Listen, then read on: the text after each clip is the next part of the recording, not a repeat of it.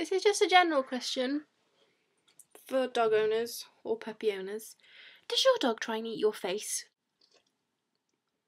He's going to be good now, but usually I give him a cuddle and straight away, there we go, he's trying to bite my face and then he just goes for a cuddle. I don't understand it.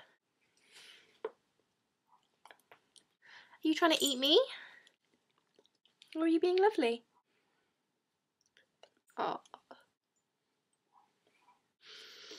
Don't lick me, you're gross. See? Lovely.